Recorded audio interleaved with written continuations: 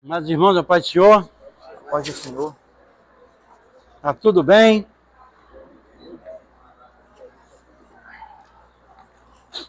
É trabalho perdido perguntar aos crentes se tá bem. Porque o mundo caindo numa banda, eles dizem, tá bem? Não adianta nem perguntar, né? E a velha frase, não está tão bem como a gente gostaria, mas está melhor do que a gente merece. É, tá tudo bem.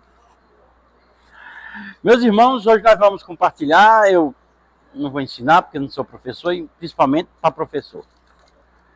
Mas vamos compartilhar a palavra de Deus nesse assunto tão interessante que é a promessa de um coração novo. Tudo que é novo é bom. Não é não? As pessoas costumam renovar as coisas.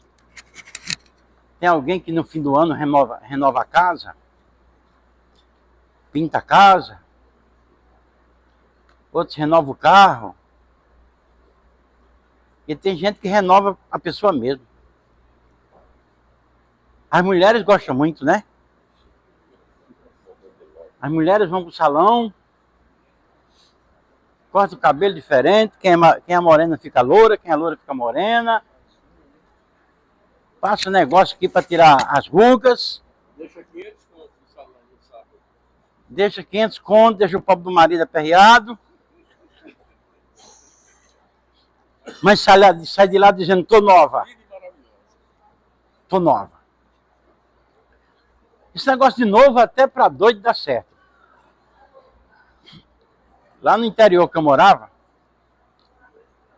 eu tinha um primo que ele tinha uma mercearia e ele vendia fiado, né? No caderno. Mas lá tinha um doido, que ele era doido, mas ele trabalhava e cumpria com os deveres dele. Aí um dia ele chegou lá e disse assim, lá soma aí minha conta. Aí ele somou e disse, somou? Somei. Passa para outro caderno que esse aí tá velho. Ele não ia pagar, mas pelo menos a conta era nova. Ele estava no outro caderno. Passa para esse aí que esse aí tá velho. Né? Então, tudo que é novo é importante. Porém, a gente não pode ser muito radical, porque a gente vai envelhecendo, né? E quanto mais a gente vai envelhecendo, mais gostoso vai ficando. Isso é verdade. Porém, meus amados irmãos, o coração novo.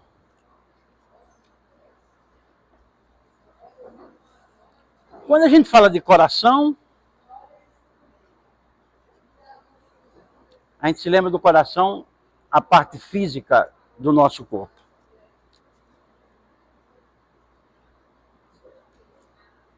A Bíblia fala de coração físico muito pouco, mas fala muito mais desse coração espiritual que a gente fala. Coração que a gente conhece na prática é um órgão de músculo que está na nossa parte torácica aqui, que tem a função de bombear o sangue para todas as partes do corpo. E isso é vital. Sem isso, não há sobrevivência. Sem isso, não há vida. Os países da Mesopotâmia, eles tinham o fígado como a parte central do corpo. Mas os egípcios, eles diziam que não. Os egípcios diziam que era o coração. E como os judeus moraram no Egito, eles não captaram a ideia dos países da Mesopotâmia, eles captaram a ideia do Egito. Os judeus afirmavam que o centro do corpo humano é o coração. E, na verdade, Hoje tem uma confusão, porque alguém diz que é o cérebro, né? Porque muita gente foi enterrada viva. Muita gente foi enterrada viva. Eu, pelo menos, sou uma pessoa que eu já avisei. Olha, se eu morrer, que eu não sei se vou morrer, né? Só me enterra com 48 horas. Porque tem gente que é enterrado vivo. Principalmente tem parada cardíaca. Viu, pastor Eliseu? Cuidado, viu? Porque diz que tem pessoas que morrem o coração, mas não morre o cérebro. Aí enterra o pobre lá, e o pobre torna lá dentro da cova, chama pela mãe, não tem jeito. Aí morre mesmo. Ele que morre o cérebro, não morre o coração, né? A morte cerebral. Aí a morte cerebral era morte já. Agora a morte cerebral.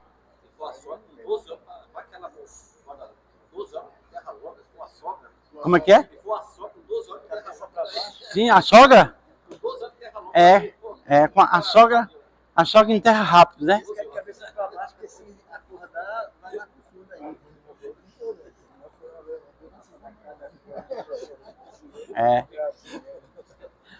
Pois é, então, o coração é a parte vital do corpo humano. Os judeus pregavam isso. Mas, meus irmãos, quando a gente vê a Bíblia falando de coração, a Bíblia fala 876 vezes sobre coração. E é um outro coração. E isso traz confusão nas pessoas. E os poetas também. Dá-me seu coração, eu moro no seu coração, eu quero o seu coração é meu, vou entrar no seu coração, você mora no meu coração. E a pessoa fica, para que negócio é esse? Cabe uma pessoa aí nesse coração? Então a gente começa a perceber que tem um outro coração, e esse coração ele é mais importante. Quando eu cantava, quando era adolescente, eu cantava nas festas, cantava e tocava. Tinha uma música que o cantor dizia assim: meu coração eu não dou, porque não posso arrancar. Arrancando eu sei que morro, e morrendo não posso amar. Não era irmão não, era uma outra pessoa. Era. Tomara que ele tenha aceitado Jesus. Então, os poetas falam de coração, a Bíblia fala de coração. Não, rapaz, não. A Bíblia fala de coração, né? E a gente começa a perceber que existe um outro coração. E como existe esse outro coração, eu pergunto aos irmãos: o que é o coração? É o quê? É o sentimento? O que é o coração? Vamos raciocinar? Vamos botar a cabeça para funcionar? E aí, o que é o coração? A razão de viver, o centro das motivações. Como de Provérbios 4, 23, dele procedem as saídas da vida. A razão da existência. É a fonte do desejo. É a fonte do desejo. É o processador. É o computador. O que é o coração? É muita coisa. É muita coisa. Eu disse a você que os poetas aproveitam para fazer coisa bonita com o coração. É tudo menos o coração, o músculo. É tudo menos o coração físico, né? Bom, coração, meus amados irmãos, sem dúvida, o coração é o homem interior. Eu vou dizendo aqui, vocês vão. Concorda ou sem corda? Concordo. O coração é o homem interior. E se é o homem interior, vamos dizer, alma e espírito. E o coração do corpo fica nesse coração físico que nós acabamos de falar. Mas como o coração é o homem interior, o coração, ele é o centro da nossa mente, Ele é o centro dos nossos sentimentos e é o centro do nosso intelecto. Centro da nossa mente. Mateus 22, 37. E Mateus 15, 19. Quem achou 22, 37, leia logo.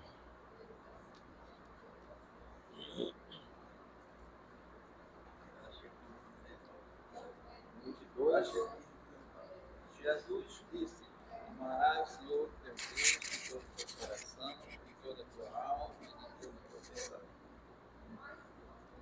De todo o teu pensamento, de toda a sua mente. E o outro, Mateus 15, 19. Porque do coração procedem maus desígnios, homicídios, adultérios, prostituição, furtos, falsos testemunhos, blasfêmias. O coração, ele é o centro da nossa mente.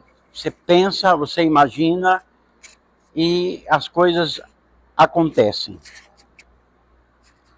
Ele é também o centro do nosso sentimento. Vamos ler Provérbios 15, 13.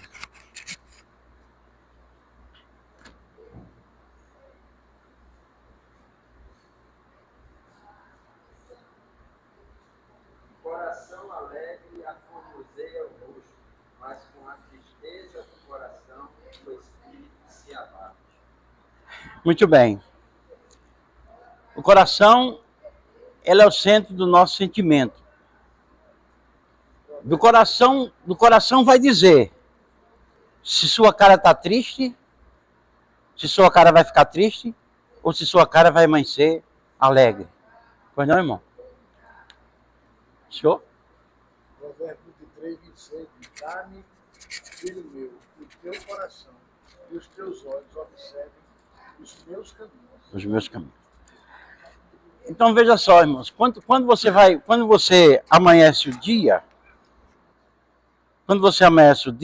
você amanhece com uma cara. Às vezes você amanhece com uma cara alegre, com uma cara feliz. E às vezes você amanhece com uma cara triste, às vezes você está calado. Tem gente que diz que a pessoa está para baixo, tem gente que diz que a pessoa está de autoestima, outros dizem que está de baixa estima, mas quem levanta e baixa a sua estima é o seu coração. Porque ele é o sentimento. Eu não sei o que foi que você ouviu, eu não sei o que foi que você viu, que você ouviu, mas ele afetou o seu coração. E o seu coração vai trabalhar para gerar em você um sentimento. E eu vou dizer uma coisa a você, irmão. Sentimento é a pior coisa do mundo. Sentimento é a pior coisa do mundo. Quando você escuta dizer que um homem matou a mulher, com ciúme dela, matou a mulher e está na cadeia, aí você diz, merece morrer, merece ser crucificado, merece, mas não merece não. É o sentimento. Sentimento é complicado. O irmão pediu? O conceito é interessante aqui. O coração é o local onde Deus colocou a lei para que as pessoas possam decifrá-la e vivê-la. Muito bom. Onde é que está isso aí? Está perguntando onde é que está escrito? Eu vi aqui no Pegou no Google. Eu tenho uma experiência com sentimento, irmão, tão forte, que eu nunca me esqueci. Eu já estive no hospital e eu tive um problema de retenção de líquido. E os médicos não sabiam. E eu ia morrer. Eu precisava só de uma sonda para escapar, mas o médico não sabia. Eu fui inchando. E quando eu estava muito inchado, eu quase não falava mais, eu ameacei o médico de responsabilizar ele. Ele me mandou de volta para a UTI, mas passando por um local lá para fazer 3 tomografias de uma vez. E quando eu cheguei na UTI, o médico era um gay. E ele pegou no meu pé e disse, o pé está frio. Eu já estava mesmo indo embora. A minha mulher tinha certeza. Eu tinha certeza que eu não morria, mas não sei porquê. Eu não sei porquê onde é que eu achei aquela certeza. Mas todos que estavam em volta de mim, todos tinham certeza que eu morri. Eu estava muito inchado. E quando chegou o exame, o médico olhou para o exame, aí disse assim, bexigoma. Aí olhou para mim, aí disse, amanhã você está de alta. Aí, pensei que eu ia morrer. E botaram uma sonda em mim, aquele negócio enchendo d'água e eu secando. Mas, como minha mulher foi para casa, certo que eu ia morrer, eu tive uma experiência, o que é sentimento. Olhe, se eu fosse dono de Natal todinho, e uma pessoa dissesse assim, você me dá Natal, e eu ligo para sua mulher para dizer que você está vivo, eu digo, está feito. Eu dava tudo, que é sentimento, meu. Olha, tudo, você sabe, eu podia ser o mais rico do mundo. Eu entregava a qualquer pessoa, para a pessoa ligar para minha mulher e dizer, ei, teu marido está vivo e não vai morrer. Aí tem uma... Mudou lá os enfermeiros e a irmã era de Candelária. Eu tinha dirigido Candelária. Aí a irmã trepou-se assim, estava lá em cima e me viu. Aí desceu, foi lá onde eu estava e disse, pastor Arnaldo, você aqui? Aí eu disse, sim. Eu já estava falando melhor. Eu disse, você me faz um favor? Aí disse, o que é isso? Pega teu celular. Eu ligo para minha mulher, o celular ainda era aquele tijolão, sabe? Ela disse, não pode não, mas eu vou fazer isso. E foi uma das maiores alegrias que eu tive na minha vida, foi ter alguém que naquele momento chegasse junto de mim e telefonasse para minha mulher e dissesse que eu não ia morrer. Olha o que é sentimento. Depois disso eu aprendi. Não brinque com sentimento. Uma pessoa movida pelo sentimento, ele mata um, ele faz tudo desgraça, vai para a cadeia feliz, satisfeito, fica lá preso dizendo, estou aqui satisfeito, porque o sentimento é forte. O sentimento é tão forte que ele atropela a razão. A razão fica para trás. Fica em pé para você dizer isso. A razão, porque a razão diz o que pode e o que não pode. O sentimento não quer saber não, ele atropela. Passa Verdade. por cima, faz. Aí depois, quando tudo se acaba, faz. Mas rapaz, aí a razão chega atrasada. O sentimento vai na frente, mata, faz o que é para fazer, sacia a alma, e a razão chega depois e diz, foi o que aconteceu. Aí diz, rapaz, eu fiz isso. Tivesse pensado, ó, o sentimento é terrível. Verdade. Então, com a mente, você pensa. Pastor Eliseu leu um versículo aqui, se eu não me engano. Você é o que você pensa, né? Você leu na doutrina, né? Você é o que você pensa, né? Então, o coração... Assim como ele pensa no seu coração, assim ele é. Assim ele é. Já Paulo diz aos Filipenses, se eu não me engano é 4:8, tudo que é bom, tudo que é honesto, nisso pensai. Então o nosso coração, ele é a nossa mente, ele é o nosso sentimento e ele é também o nosso intelecto. Nós podemos ler Provérbios 2:10 e Marcos 12:30. Ele é o nosso intelecto. Vocês podem ter uma outra definição de coração, talvez melhor do que essa. Para mim, coração é isso, é a mente, o sentimento e o intelecto. Alguém vai ler? Provérbios 23:7. Assim como o homem imagina no seu coração, assim ele é. Anote aí. Aquela referência Provérbios que... 23:7. Se você acha que é um rato, você vai se comportar como um rato. Se você acha que é um vencedor, vai se comportar como um vencedor. Verdade. É aquilo que você pensa. Eu li uma observação, eu li uma... que eu não sabia disso, mas uma pessoa falou assim, na internet estava escrito assim, inclusive um amigo meu que postou. Um tubarão num aquário cresce só 20 centímetros. Mas se botar ele no mar, ele cresce 2,5 metros. 10 vezes mais. Aí você tem que ser o que você vive, o presente, o seu ambiente.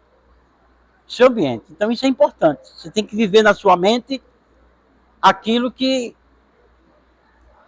é importante. Se você disser que vai morrer, você vai morrer. Aquele escritor Maya Pilman diz que Napoleão Bonaparte, no exército, na guerra, equivalia a 40 mil soldados a mais. Se ele não tivesse, mas na hora que ele chegava no meio da tropa, era como se a tropa aumentasse 40 mil soldados. Olha o efeito que ele tinha. Porque ele pensava e sentia diferente dos outros, né? Se você pensa em derrota... Os espias da Terra, que foram olhar a Terra, voltaram e disseram, ó, lá tem isso, mas os cabas são grandes demais. Tem logo medo, né? Tem logo... Dá pra mim não. O irmão Júnior quer ficar de pé? É. 4:13, né? Fique de pé aí, pra gente ver. Tenho, porém, o mesmo espírito de fé. Como está escrito? Eu criei, por isso falei. Então você é resultado daquilo que você crê. E ele faz essa referência no Salmo 116, versículo 10. Eu criei, por isso falei. Por isso que esse novo coração do Senhor dá é para desmistificar todas essas coisas. O sentimento errado e outras coisas mais. Esse novo coração que o Senhor nos dá. Verdade. E Jesus diz, me perdoe, só para completar. Vamos lá. Jesus diz, Mateus 12, capítulo 34, parte final. Porque a boca fala, e o coração está cheio. O coração está cheio. Esse coração é complicado. Voltando ainda a minha experiência, quando eu estava no hospital, do meu lado tinha um senhor que ia se operar e a mulher dele era crente de Congaretama. Aí ligou um pastor na Paraíba para mim, para ir pregar lá. Aí eu disse, quando é? Daqui a 45 dias. Você pode deixar que eu vou. Aí quando ele ligou, a mulher chegou e disse, aí, me diga uma coisa, você assumiu um compromisso? Foi. Mas você não vai se operar? Eu disse, mas eu vou morrer? Eu não vou morrer não, senhora. Ela baixou a cabeça e disse, amém. Eu digo, amém mesmo.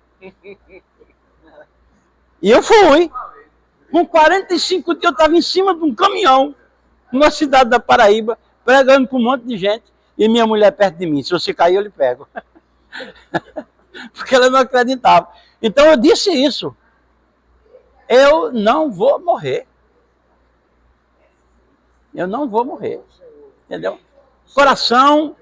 Esse coração foi Deus que nos deu, é novo, e aproveite. Amém. E aproveite. Sim, mas aí, o intelecto. Alguém leu Provérbios 2:10? Porquanto a sabedoria entrará no teu coração, e o conhecimento será agradável à tua alma. Tá vendo aí? A sabedoria e o conhecimento entrará no teu coração. Então, o seu intelecto também é coração. Marcos 12:30. 12:30.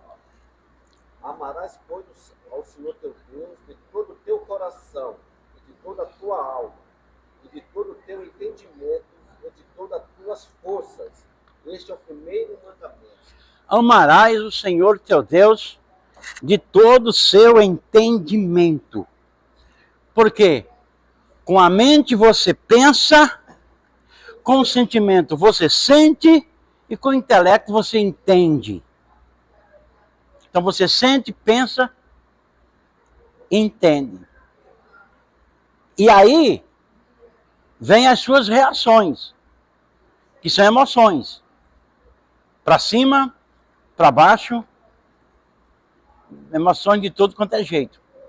Vem as lágrimas, vem o sorriso, mas na verdade é o coração. Então, meus amados irmãos, Deus disse o seguinte: a promessa de Deus é para um coração novo. Esse coração que nós temos, aquilo que você pensa, aquilo que você sabe e aquilo que você sente, deixa de ser, passa a ser uma coisa nova. Você vai pensar diferente, você vai sentir diferente e você vai entender diferente. Lá no interior tinha um velhinho que era assembleiano e a cidade só tinha uma igreja batista, ele era agricultor. E um dia o pastor encontrou com ele e disse: ô, meu irmão, eu vou pedir a você uma coisa, que hoje você não dê glória a Deus, porque o culto é festivo. Aí ele levantou o pé, olha para esse pé, olha para esse pé. O pé todo empoeirado. Tá vendo? Aí o pastor disse: todos. Isso é para andar numa rua de ouro e cristal. Agora olha para essa cabeça aqui, olha para essa cabeça. Branca. Tá vendo? Aí o pastor disse: todos. Isso é para botar uma coroa de glória. Agora me faça um favor. Segura o jumento, senão ele se espanta. Aí começou a dar glória a Deus. Ele pensa diferente. Ele está pensando no futuro, na glória, no que espera. Ele não está preocupado com essas coisas aqui. Amém. O crente, irmão, que tem um coração novo, ele anda de cabeça erguida. Primeiro, ele não tem medo. Ele não tem medo. Por isso que eu... Sim, senhor. Fique de pé. O irmão João Batista dizia: o crente que assim não se embaraça. Ele gostava muito, né? Não se embaraça com as coisas dessa vida.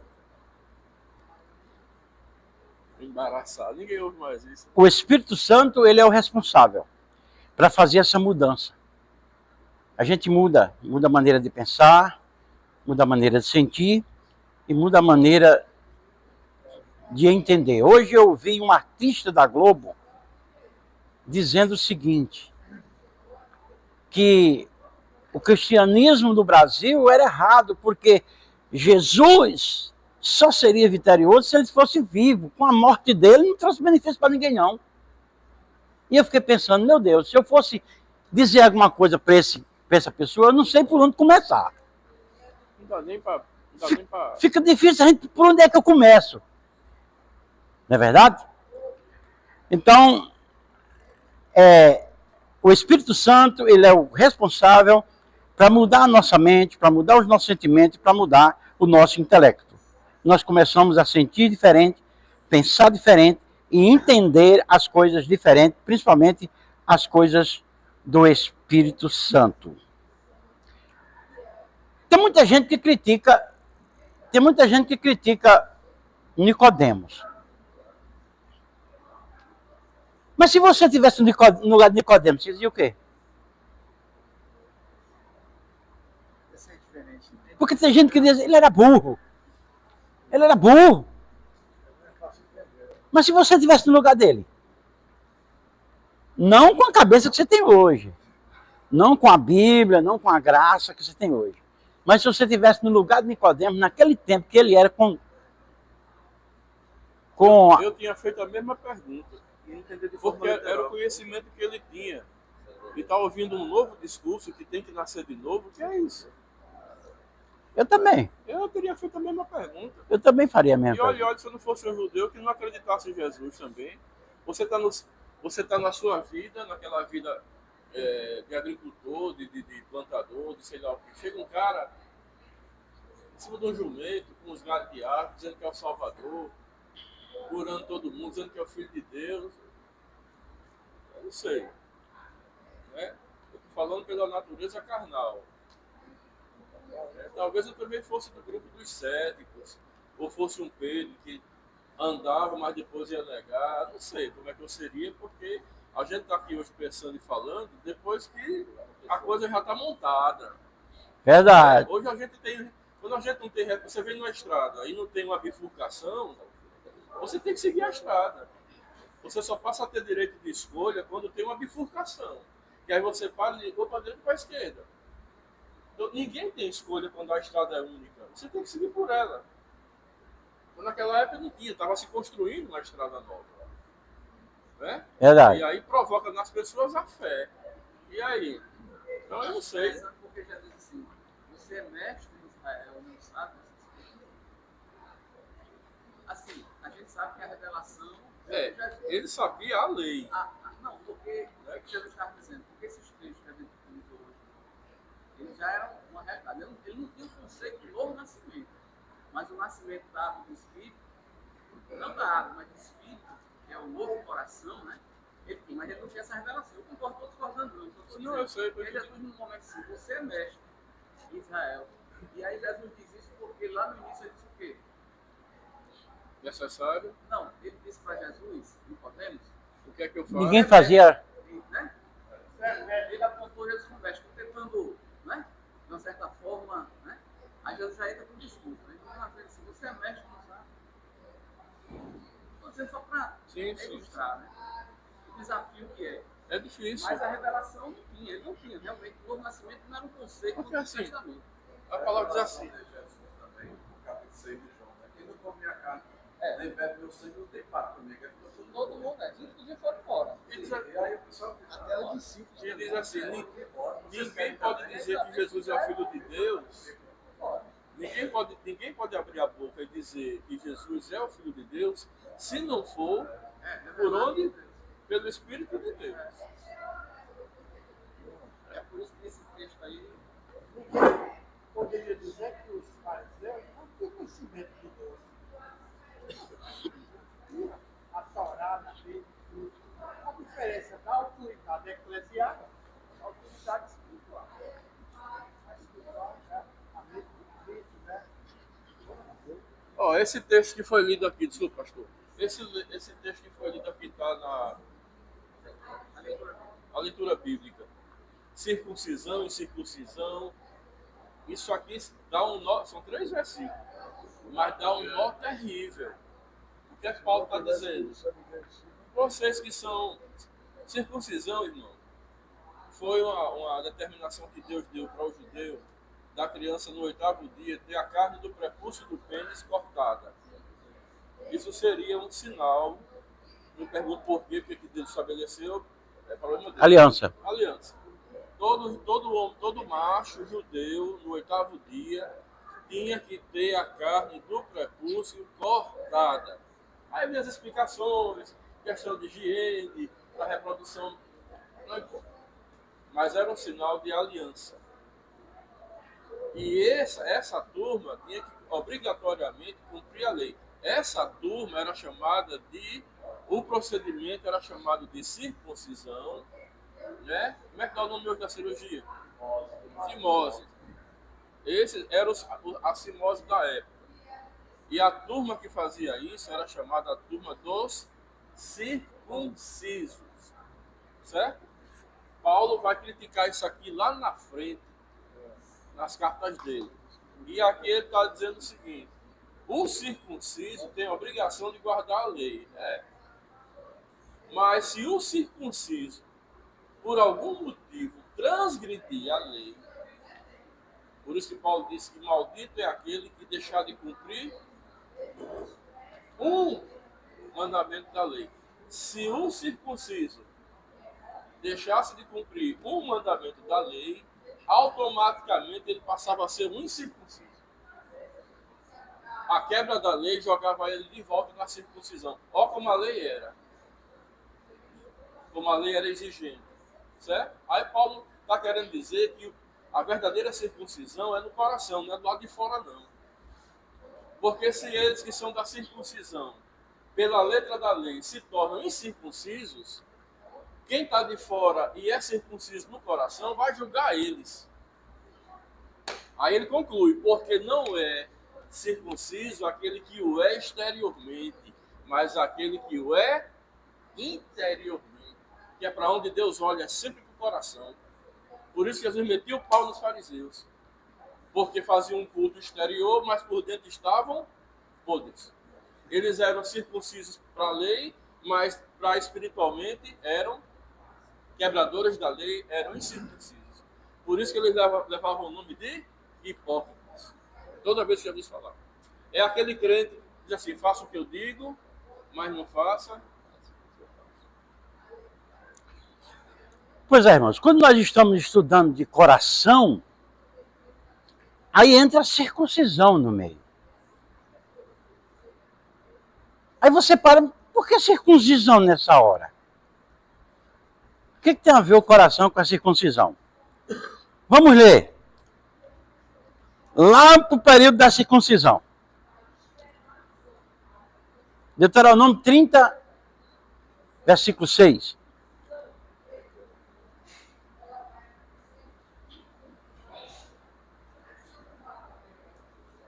O Senhor teu Deus circuncidará o teu coração e o coração de tua descendência, para amares o Senhor teu Deus de todo o coração e de toda a tua alma, para que vivas. Veja aí, irmãos. O Senhor teu Deus circundará o teu coração. Mas a circuncisão não era do coração, não. A circuncisão era feita no órgão sexual masculino. Mas no Velho Testamento, veja só. No Velho Testamento já era prometido um coração novo. O Senhor circundará o vosso coração. Jeremias 4:4.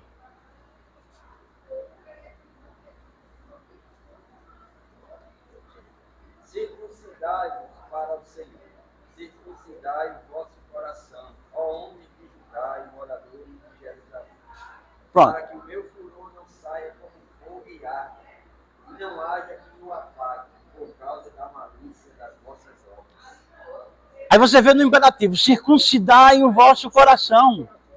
Hã? Ele falou que tirai o prepúcio do vosso coração. Tirai o prepúcio do vosso coração. Então, veja aí no Velho Testamento, essa promessa, que nós devemos circuncidar o nosso coração. Eu quero que era a circuncisão.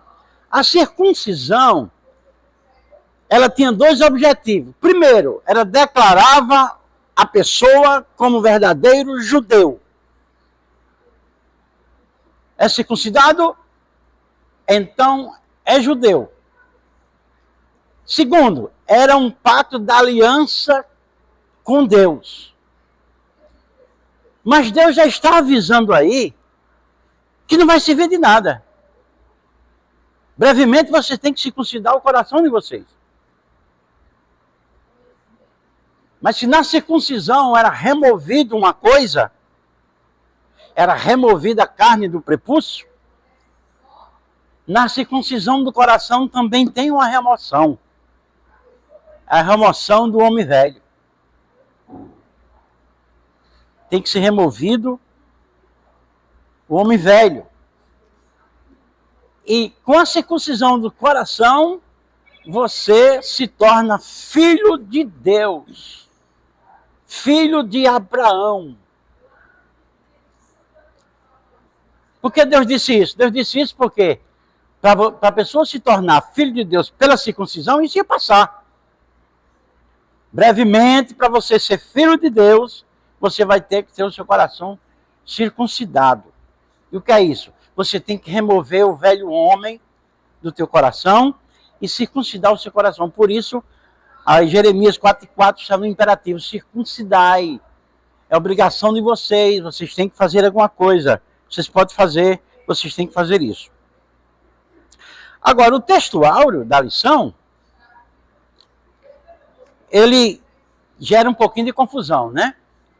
Porque o profeta diz assim, Deus diz, tirarei de vocês o coração de pedra e colocarei um coração de carne. E vocês entendem o que disso, irmãos? Vocês são professores. Eu que não sei de nada. O que é isso? Israel era um povo obstinado, um povo de coração duro. Dura serviço. Se voltar para Deus, aquela pedra, né? Tinha que ser, aí comparou, né? O coração duro com obstinação, o coração de carne, como um aliado, né? Como se fosse submissa a Deus. Tinha que comparar, são duro com Os irmãos concordam com o jovem? Concorda ou sem corda? Concordo. Concorda. Muito bem. Eu também concordo. Deus está falando de sensibilidade. Pode observar que a circuncisão do prepúcio não tornou ninguém sensível a Deus. Porque se eles fossem sensíveis a Deus, eles criam em Deus. E pensa no povo incrédulo, era aquele. Posso ler aqui, Deuteronômio? Sim, senhor. Essa questão que o pastor falou, a Bíblia diz que eles eram um povo de dura cerviz, né? Aí aqui em Deuteronômio 9, versículo 6, quando o povo está prestes a atravessar o Jordão, aí Deus faz, para. Aí diz assim, essa terra que agora vocês vão entrar, que eu prometi a seus pais, ou seja, Abraão, Isaac e Jacó. 40 anos de peregrinação, chegaram ali em Gapó, estavam olhando para a Zona Norte, e estavam prestes a atravessar o Rio Jordão, né? Aí o Senhor manda parar todo mundo e vai dar uns avisos. Diz, olha, vocês vão entrar nessa terra agora, ainda porque vocês são bonzinhos, não. Fico pensando aí no coração de vocês, a questão da meritocracia, que às vezes, né, a gente pensa que recebe porque é verdade. Bonzinho. É. Vocês vão entrar nessa terra agora, porque eu prometi aos vossos pais. Querendo dizer, e eu venho para cumprir a minha palavra. Promessa incondicional. Certo? Não é porque vocês são bons, não. Aí a leitura vai lá no 6 diz assim: sabe, portanto, que não é por causa da tua justiça que o Senhor teu Deus te dá esta boa terra. Não é porque vocês são bons, não. Aí diz assim, para possuíres, pois és povo rebelde. Certo? A natureza do povo era ruim. Por quê? Porque o coração era de pedra. Ninguém conseguia se manter firme. A carne do prepúcio era só um sinal. Por isso que ele diz, tem que rasgar o coração. Né? Porque a natureza do judeu era ruim. Não existe um povo mais insensível do que os judeus, que eles viam milagres. Ele viu o mar vermelho. Bastava o mar vermelho se abrir, eu já entregava meus pontos, viu? Eu já dizia, pode dizer que Deus é qualquer coisa, eu acredito nele. Mas não, no mundo de Sinai eles fizeram um bezerro. E para piorar, ainda olharam para a praga e disseram, foi você que me tirou do Egito. Isso é um povo insensível. A cegueira é terrível. Isso é insensibilidade demais. Mas com o nosso coração novo, nós somos sensíveis a Deus. Por isso que Jesus disse assim, bem-aventurado os que não viram e creram. Somos nós. Né? Jesus, quando estava no mundo, já disse, não credes em mim, credes pelo menos nas obras que eu faço. Porque até hoje, nunca ninguém levantou um corpo, podre, em 4 dias, nem curou o cego de nascença. E esse povo viu isso e eu não creio isso. Agora, É por isso que, se não houver ação do Espírito Santo, se não houver nome, milagre não salva ninguém. Não convence ninguém. Tem que ter a operação do Espírito Santo. Ver um milagre não gera necessariamente fé. A não ser que você tenha a ação do Espírito Santo. o milagre é forte porque o evangelho é pregado, ensinado e demonstrado. Quando você prega o evangelho. Quando você ensina, você ensina. E quando você faz um milagre,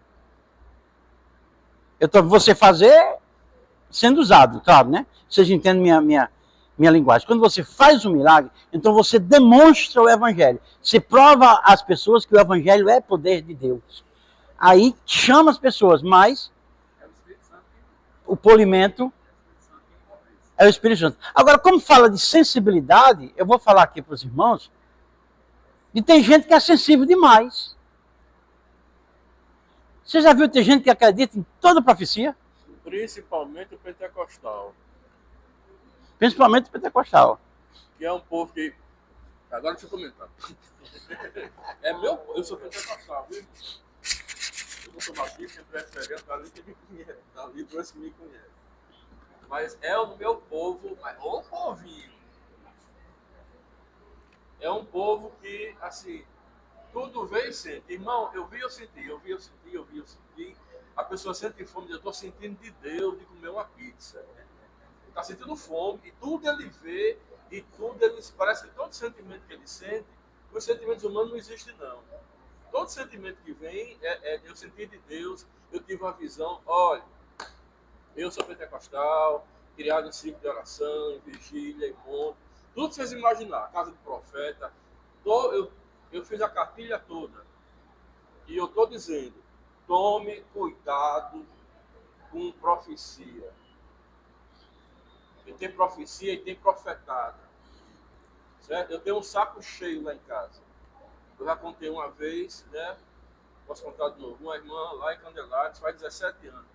Eu estudava para Ministério Público da União. Um concurso que ia ter do MPU em 2007. Na época eu fazia direito ainda. Pois uma irmã lá da oração, não era uma irmã antiga, mas estava no meio dos profetas e se achava profeta. Teve o trabalho de ligar para minha casa, me conhecia minha ex-esposa, perguntou se podia ir lá em casa, porque tinha uma palavra do Senhor para me dar. Olha só, eu ligar para você, para dizer, ei, você pode me receber amanhã, eu tenho uma palavra do Senhor para lhe dar. Você vai dizer o quê? Não, quero não. Você vai dizer isso? Não, irmão, venha. Aí marcamos numa tarde lá em casa, aí começou, aí disse assim, irmão Clay, você está estudando para concurso, né? Eu disse, estou. Pois eu vim aqui, eu estava orando essa madrugada e me veio o irmão e eu vim aqui lhe dizer que você vai passar. E eu fazia o IAP na época, para o concurso do MPU. E eu fiz o que com a profecia? O que a Bíblia diz. Não desprezei, mas também não me alegrei a todo espírito. Que a palavra diz, não vos alegreis a todo espírito, mas provai se os espíritos vêm de Deus. E qual é a posição do crente quando houve uma profecia? É acreditar nela. O Senhor mostrou que você vai ser um pastor. Aí ele chega em casa, minha filha, vou vender a empresa, veio uma profecia, é o que eu queria mesmo, agora juntou, Deus falou porque coincidiu uma vontade com uma profecia, vende tudo, se joga para ajudar Deus a fazer as coisas e no final das contas dá com os burros nada, porque não era nada do Senhor. Não aguardou o tempo, não aguardou o Jeremias que diz que só o tempo é o que diz se o profeta foi usado por Deus ou não, tem que esperar o tempo do cumprimento. Moral da história. Eu peguei a palavra, disse, bota aqui, e guardei. Guardei, bora esperar o cumprimento do tempo. Bom, faz 17 anos, eu fiz o concurso, hoje eu sou advogado e até hoje eu não passei do MPU. E eu aprendi que quando é Deus que fala, as coisas acontecem. Mas ela se deu o trabalho. Aí quando você vai lá em Ezequiel 42, o ser humano, do modo geral, não é nem os crentes, o ser humano, do modo geral, ele tem capacidade de projetar algo na sua mente? Tem ou não tem? Tem! Você vai para o cinema, você senta de frente para aquilo ali, ó. Mas quem está projetando aquilo ali é aquele rapazinho ali, ó. A mente, ela tem essa capacidade de projetar as coisas. Aí lá em Ezequiel, o Senhor chama Ezequiel e diz assim, filho de Dom, vem cá. Esses profetas que estão falando aí em meu nome, não lhes enviei. Estão falando das visões das suas cabeças. Olha. Certo? Então o ser humano ele tem essa capacidade de projetar as coisas e aí não sabe se a informação vem da alma ou do espírito. Como ele não conhece o homem interior, nem como se processa aqui, tudo que vem de dentro, para ele, vem de Deus. Mas você recebeu a profecia com fé? Não, mas a questão da fé é independente. Não, sim, eu sei. É independente. Mas é o que eu falo. Se você não recebeu, é porque você não recebeu com fé. Não. Não. Entenda. Entenda o que eu estou dizendo. Está ironizando. Entendeu o que eu disse? Mais ou menos. O pastor não entendeu. Está ironizando. Você não crê, não. Aí... Você não crê no que a mulher falou. Então Se você não crer, será recebeu. glória de Deus. Agora, porque é o que dizem quando não recebe. Né? Outra coisa, Você está com café. como é que o povo. Rapaz, acho que Como é que o creio. povo. Você deu com o pé Viu? atrás. Como é que os servos do Senhor, os irmãos, vão conseguir entender isso se não vem ao culto de ensino, se não vem a EBD, e isso aqui só pega no domingo, quando vem para a igreja, quando vem? assim, logo de sexta-feira, nos montes. Pois é. Olha, pastor Sabe Alinaldo, por quê? Porque é mais fácil. Foi ensinado, infelizmente, foi ensinado no meio pentecostal, no meio neopentecostal, que é mais fácil esperar o pastor Eliseu. Ele que busque, ele que chega ali e diga alguma coisa que eu quero ouvir. Ele que diga alguma coisa que eu preciso ouvir. Eu ir buscar para quê? Não. O pastor Eliseu vai ali, entendeu? Ele, quando for pregar, vai ali e diz o que eu estou querendo ouvir. e o que ele disser é o que é. E o que ele disser, Todos que foram a Jesus, Jesus curou? pronto. Não. Por quê? No caso, Faltava fé. Faltou fé. no caso da cura, foi. Diga. Fala, irmão. Em contrapartida do que o irmão estava falando aqui, aconteceu um fato inusitado em relação à profecia, recentemente comigo e com minha esposa. E nós estávamos no início da campanha de oração, minha esposa foi pregar lá no Zona Norte. E num determinado momento Deus usou uma irmã, eu posso afirmar que Deus usou uma irmã. E a gente veio recentemente do Ceará para cá, e há algum tempo, e ela dizendo que, Deus dizendo que nós íamos voltar e Deus estava preparando tudo. Nisso eu e minha esposa estava inscrito num concurso público da prefeitura de Jijoca de Jericoacoara, onde a gente morava. E eu recebi a profecia e, como um bom crente temente a Deus, botei o joelho no chão, confrontei ao Senhor com todo respeito, dizendo: se foi realmente da tua parte, vai passar eu e minha esposa. Vai ser os dois. Não vai ser só eu, nem vai ser só a esposa. Resumindo, agora em setembro nós fizemos a prova, passou eu e minha esposa. Detalhe, eu não peguei uma caneta para estudar, mas na hora que eu fiz a prova, Deus me deu a resposta a todas as questões. Eu que duvidar, só para finalizar, irmão, eu também já fui abençoado por profecia.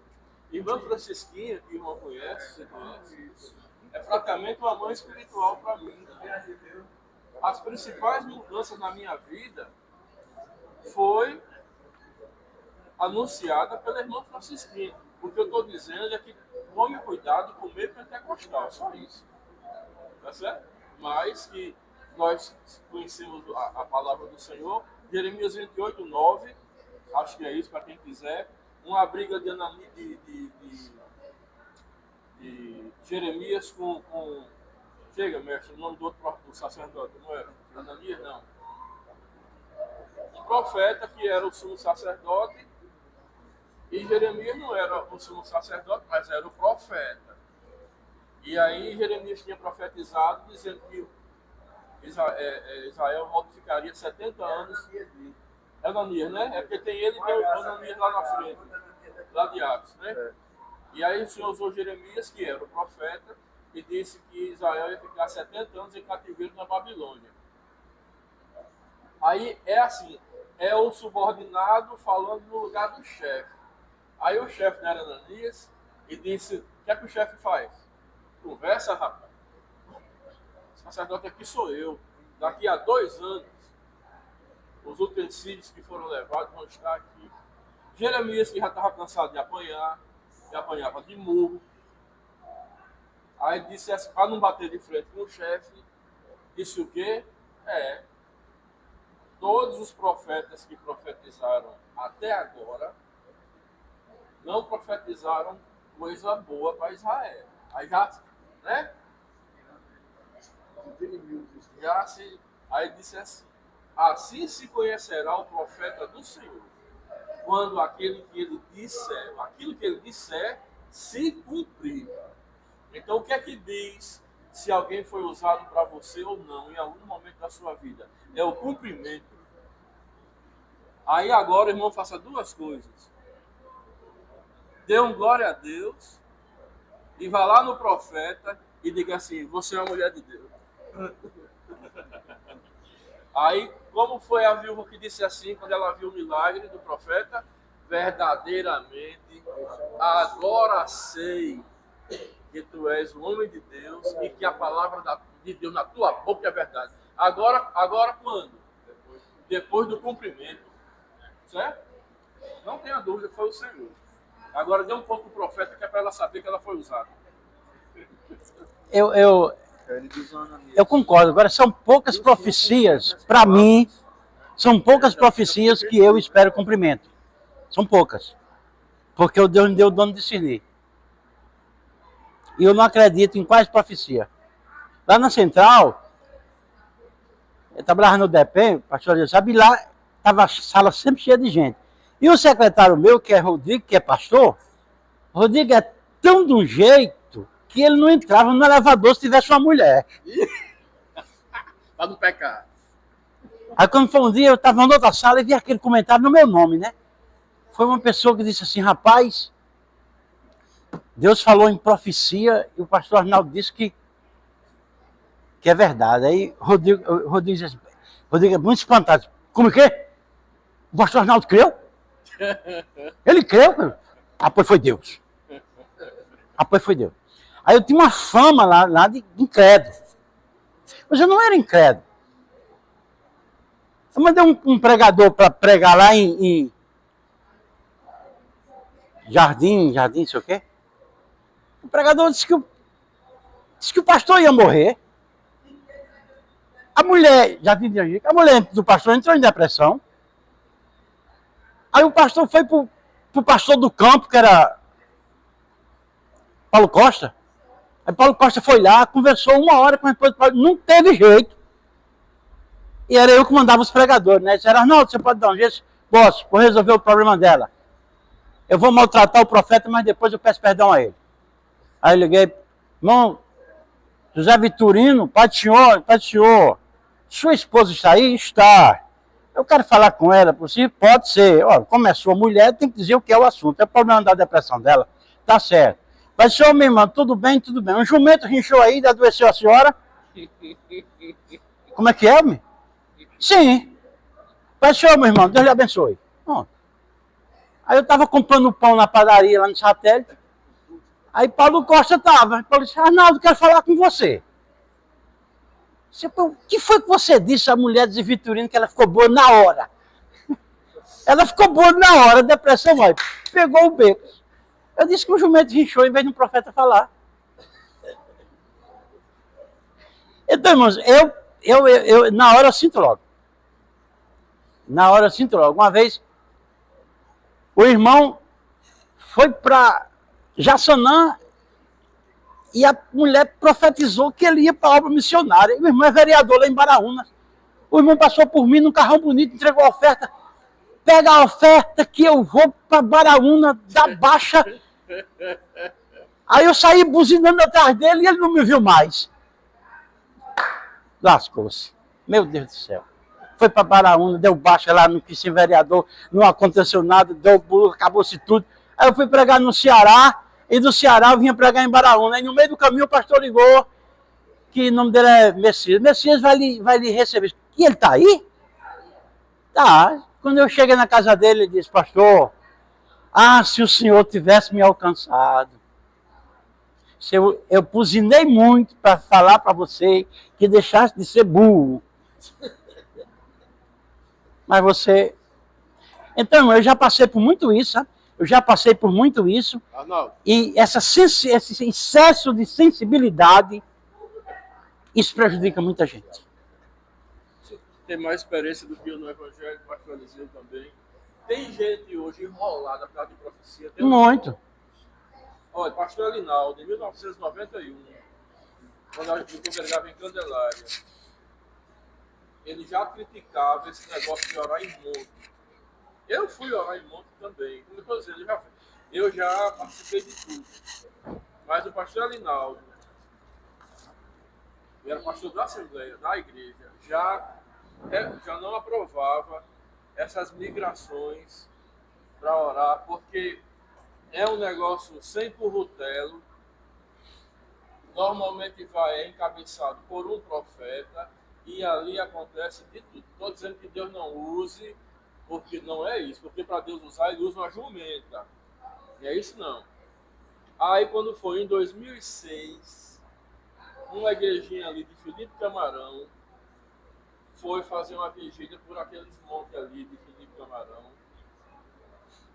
E o pastor foi. Eu soube que ele nem queria ir, mas vamos. Foi. Lá para 1h30 da manhã, vieram 3 bandidos, disseram que ia estuprar a filha dele de 15 anos. Ele tomou a frente e tomou um tiro e morreu. Eu sei dessa história. A mulher subiu casada e desceu viúva. A gente Pabu, não foi? Ou foi para lá, ou foi. Eu sei que a igreja Nem Pabu. A igreja era de Felipe Camarão. Cidade Nova? Então assim, irmão. Não, mas Deus guarda. Então, se Deus guarda, vá dormir hoje à noite e deixa as portas da sua casa abertas. Não é porque Deus guarda e livra que eu vou dormir com a minha porta aberta, não. Cada um faça a sua parte. Eu estou dizendo, eu critico essas coisas por causa disso, entendeu? A sensibilidade. Jesus falou lá no culto, está consumado. Porque tem gente que falou, não tem que pagar o preço. A sensibilidade não é só a sensibilidade não é só em profecia. Eu vou contar uma história para vocês que vocês vão achar engraçado. Eu sou viúvo, né? E devido a ser muito conhecido, tem um monte de mulher querendo se casar comigo. É a mulher que só pode no inferno.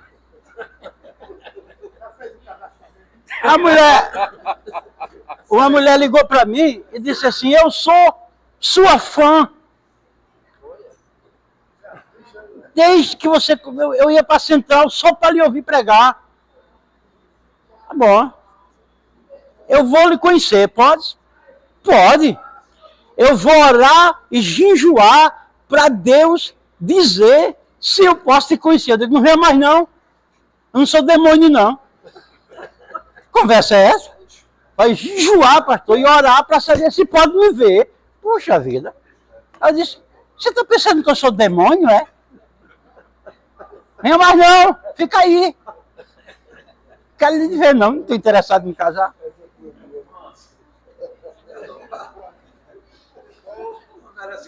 Que burocracia danada, a oração. Aí eu fui disse, aí eu ainda aumentei, eu disse, espera aí, quando a senhora vai tomar banho, a senhora ora, pergunta a Deus se pode tomar banho? A senhora pergunta a Deus se pode almoçar? Não, mas pergunte, porque pelo amor de Deus, para você me conhecer. Pessoalmente, ela disse que me via muito, mas eu no púlpito e ela queria chegar perto de mim. Tá certo, você pode vir. É a santidade. Desde que seja numa coisa pública que dá certo. Então, irmãos, nós estamos falando aqui, como nós falamos da circuncisão do coração, então nós entramos nessa área aí do coração de carne, né? Entramos nessa área da sensibilidade e mostramos que o povo judeu não tinha sensibilidade nenhuma, mas nós que temos o nosso coração circuncidado, nós temos sensibilidade. E que, infelizmente, tem alguém que tem sensibilidade demais, e aí surge o fanatismo. E eu sou contra esse negócio. Eu sou um crente temperado, sabe? Temperado. Mas nós vamos aqui para frente. O comentarista, ele fala detalhadamente, e eu quis seguir os passos dele, não foi possível. É o pastor Alinaldo, né? É, pastor Alinaldo.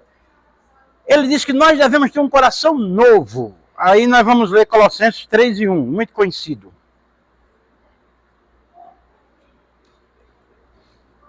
Portanto, se fostes ressuscitados juntamente com Cristo, buscai as coisas lá do alto, onde Cristo vive, assentado à direita de Deus. Muito bem. Irmãos, olha, uma coisa interessante, tudo que aconteceu com Jesus acontece com o crente. Jesus sofreu, o crente sofre com ele. Jesus foi crucificado, o crente é crucificado com ele. Jesus morreu, o crente morre com ele. Tudo tem na Bíblia isso. Jesus foi sepultado, o crente é sepultado com ele.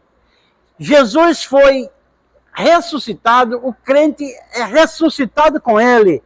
Ele foi glorificado e o crente vai ser glorificado com ele. Então isso é cristão. O cristão, ele passa por todos esses processos. Mas aqui é basta a gente falar da ressurreição. Me diga uma coisa, se uma pessoa morre e é sepultada e ressuscita,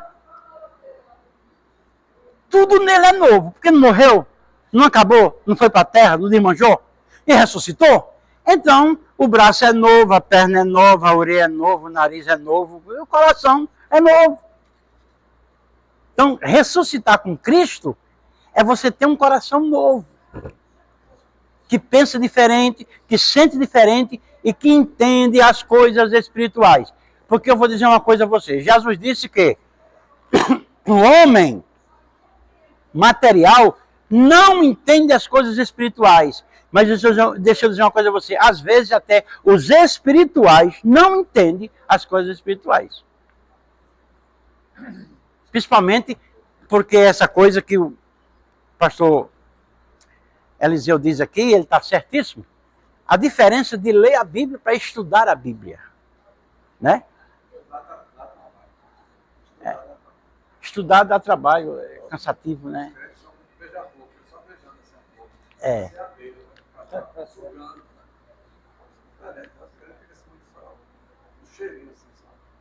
É. E leva para casa. E leva, pois é. Então, quem tem um coração novo, ele se alimenta da palavra de Deus e não se cansa não. Não se cansa.